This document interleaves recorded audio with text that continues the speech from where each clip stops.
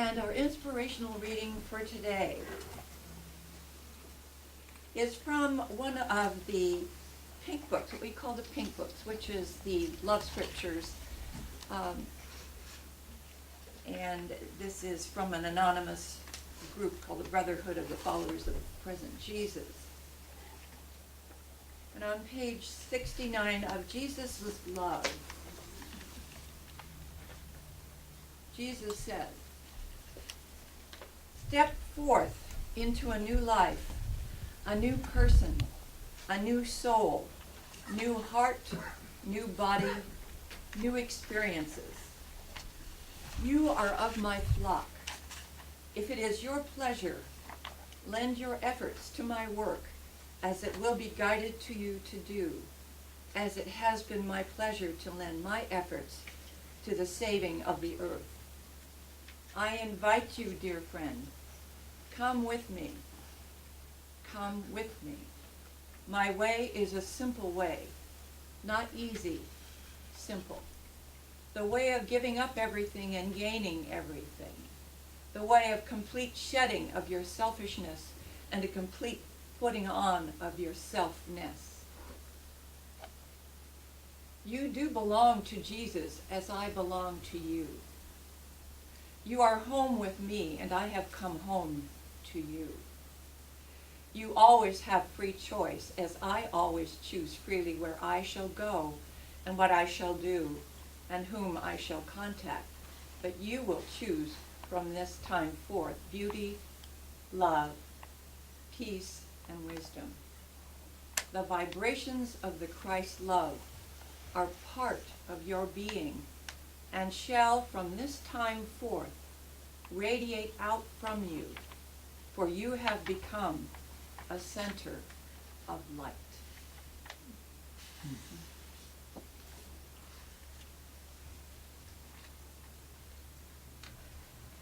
And now to give us more of an indication about that center of light, we have a dear minister here who has many hats.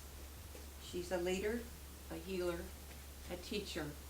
She leads our outreach ministry as she does our world healing ministry. She teaches online classes of our courses to anyone who so desires and reaches a lot of people that way. She has a big heart, and she's been with the teaching of the inner Christ for a very long time. She knows whereof she speaks. Please welcome with me, speaking on loving all with Christ's love, Reverend Mary Ann Kelley.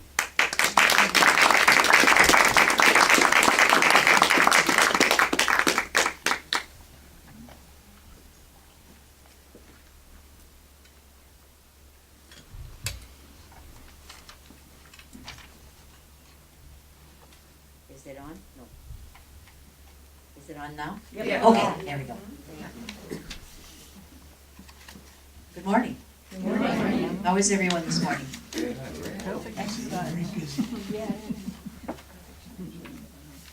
Well, today we're going to talk about loving with the Christ love.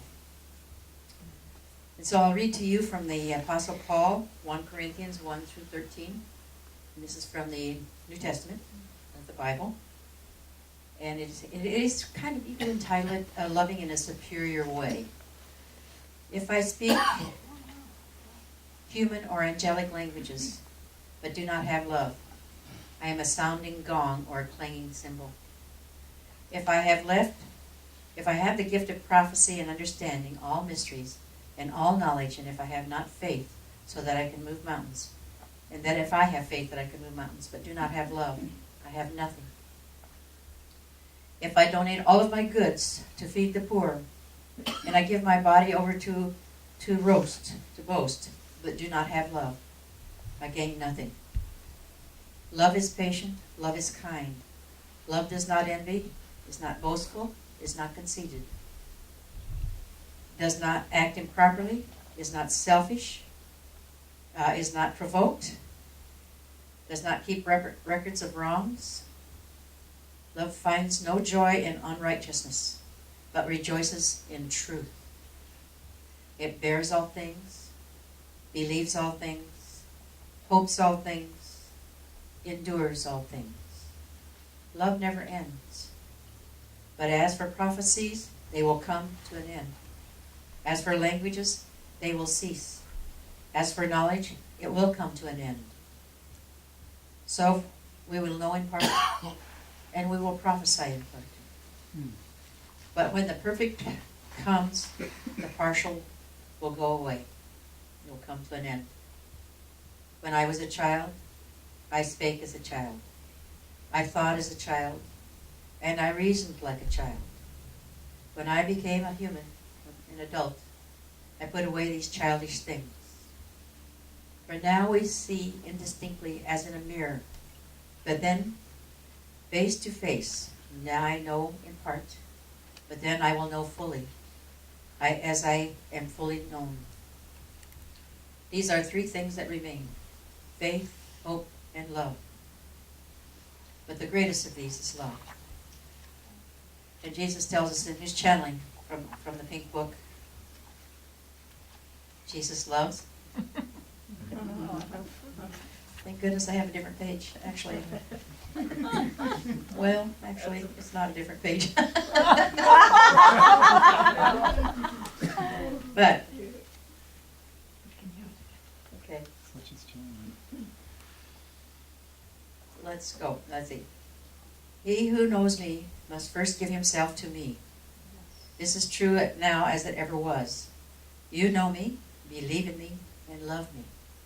Because of this love, I recreated the world for you. There are many who do not know this, and you touch them. And they will come into your orbit, and you shall bid them and give them my love and my understanding. Because this is your purpose in life. This is why you are here. This is why you may live any life that you may choose. And live God's life. For that you can help all the others. Each of us receives the Christ love to the degree that we can, to the degree that we know. And as we receive the Christ love, it lifts us totally. And we might even at times feel like we're levitating. We know the Christ love as we go about our business. And the way to enhance it even more is to give more away.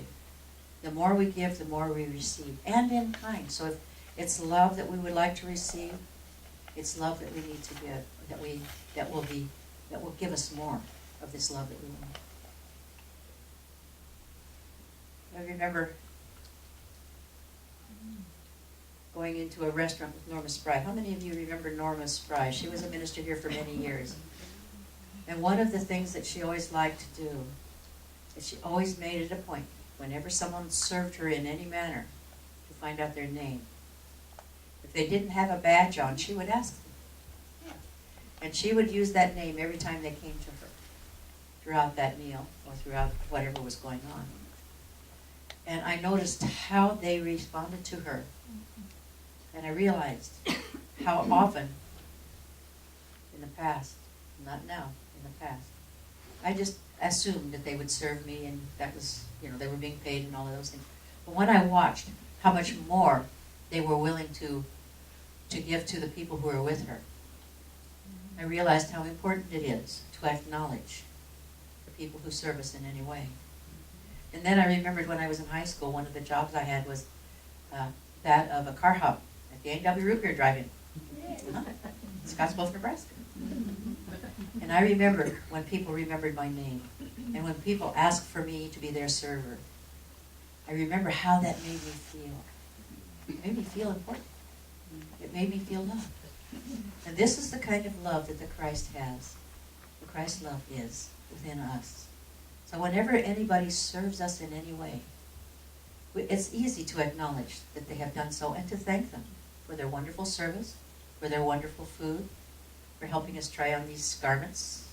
Wherever we go, anyone who serves us, be sure to acknowledge them as a person and as a Christ You don't have to tell them that, but you can acknowledge them with the Christhood within yourself. I remember working a very short period of time as a waitress in a cafe. That didn't work out for me. I was more the car help kind, so I went back to that. Have you ever been walking down the street and you saw a person who was obviously a homeless person? How do you respond or react? You look away? You look them in the eye? Are you afraid of them? Understand that every living being, every living creature is a living Christ at that level.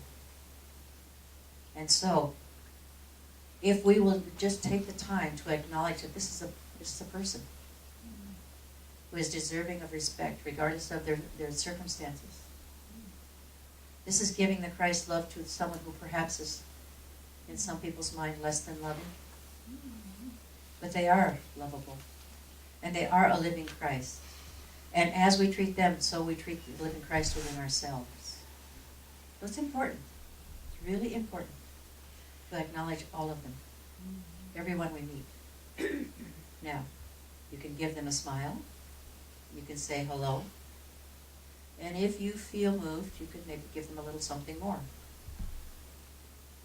Perhaps a little bit of money. Perhaps a sandwich. Treat them to a meal. One of the most deeply touching moments in my life, for me, I was going into a sandwich shop at Kelley, and I bought myself a sandwich, but I had noticed a man sitting out on the steps outside. And I thought, I bet you he'd like a sandwich too. So, not a big deal. I bought him a sandwich and a beverage and some chips, and I gave them to him. And the man's tears brought me to tears. It was such a simple thing for me, and yet the Christ in me was acknowledging the Christ in this man. He was not an old man; he was a young man, but he was hungry, so now he had some food. I think I was taught the Christ love years and years ago in my upbringing, and it was by my mother who just recently passed away. So if I wig out on you, please excuse me. But I remember one time in high school, an acquaintance of mine, who I thought highly of, became pregnant. And we're talking late 50s, early 60s. It wasn't done. It just wasn't done. And I couldn't believe it. And I was talking to my mom about it. And I said to her, Mom, I can't believe that she's pregnant. I thought she was really a nice girl. Because in those days you were a nice girl or you weren't such a nice girl. And my mother sat me down. She said, sit down, Marianne, we need to talk. So I sat down and she said, don't judge her. Do not judge her. Nice girls make mistakes too. And that was the language of the day. Today, if it was my daughter, I would say something different. But then, in this day, it would not be a big deal. But it was interesting that my mother, my very own mother, who was so very Catholic and so into don't do any of those sin things, saying to me, nice girls make mistakes too. And she said something more. She said, she's going to need a friend, Marianne. Be that friend. Wow. Thanks, Mom. Now, on a lighter side, my mom had a real sense of humor too. Although sometimes she didn't laugh at the moment. She called me up on the phone one day and she said, Marianne, I want you to talk to your brother. Talk to Vinny. What did Vinny do? He took my teeth. Now my mother wore dentures. And at night she used to soak them in some Freedent and some water, in the bathroom. In the morning she'd get up, she'd brush them and she'd pop them in her mouth and go on for about a day. Well, she got up that morning and in the glass was a dime. A dime? Oh my God. And I said, well, let me talk to Vinny. Vinny, what happened? Well, the tooth fairy came. And he gave her a dime. I said, well, for all those teeth, you should have at least given her a quarter to give Mom her teeth back.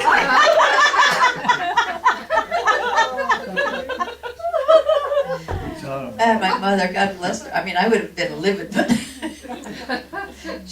My mother had such a sense of humor. Where else could you hear such a thing? But you know, these are the Christ love. And this was before I even knew about a Christ self, but I knew about the love, that deep love that my mother had for me and for her, all of her children. She had 10 of us. That's a lot of kids. And there was always something going on in the house. So, you know, they come to me, Mom's been coming to me with these little stories lately that I remember now, and I think, wow, how'd you survive, Mom? I don't know. But she did. And now she's in her glorified body, and she's probably trying to help Dad. He's probably still trying to get past St. Peter, but she'll help me. She'll help me. She'll help me. Yeah. Yeah. We were talking about, you know, she was always trying to, you know, save his soul. My dad was just an ordinary trucker kind of guy, and hard-working man. Usually had 2 jobs. We had a big family, so you know. And I know she always wanted him to become baptized. She always wanted him to come to the church. And every once in a while she'd make it an issue, and then he'd fight back, and so that was that. As he got older, though, there was a point where he decided, I think she's going to go to heaven. She's going to go someplace I want to go too. So that's my opinion, of course. But anyway, he decided he wanted to be baptized, and he wanted to go to communion. And it was interesting when he told her about that.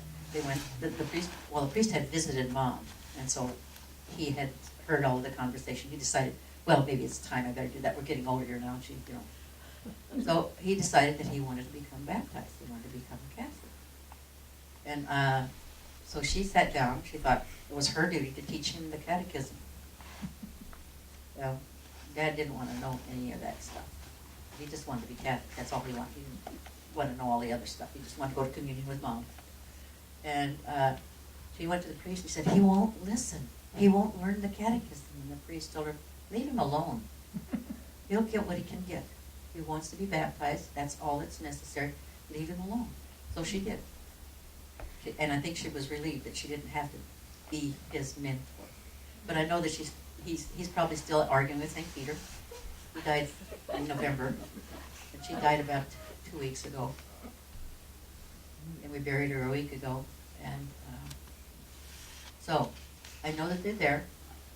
I know they're in the light. I know Mom's got, you know, the many mansions. Mom's got a mansion on the hill. Dad's got one down in the valley, I'm sure. And I'm sure they visit each other. But I know that they're happy now. I know that there aren't any problems. They don't have to worry about 10 kids anymore. All they have to do is express themselves in the Christ love. And this is what it's about. It was, you know, we had a lot of fun growing up. There were a lot of times that there were strife. With that many children, there usually are. But my mother always dealt with it with a sense of humor. She made my dad be the disciplinarian. She was always the loving one. And so, but together with both of them, they raised 10 children, 9 of us to maturity, and we're all productive citizens. So I'd say they did pretty well. I'd say they did well. And so, with the Christ love, this is what we get. And this is what we give. And the more we give, the more we get. And I'll give you one last thing. My mother always, when I would talk to her on the phone, when I would sit with her and visit, whenever I was in contact with my mom at all, it was time for me to go. She always had the same thing to say. You behave yourself. And she meant it. And so, when we had my father's stone put up, and there are 2 stones, and they're exactly alike, with a vase in between for flowers and things. And on the base of it are all of our names, all of the 10 children's names. And on the back of my mother's stone, we have, you kids behave. So thank you, wonderful God. Thank you for the Christ love in my mother, and the Christ love that she has shared with me. the Christ love that I now share with you. Namaste. Thank you.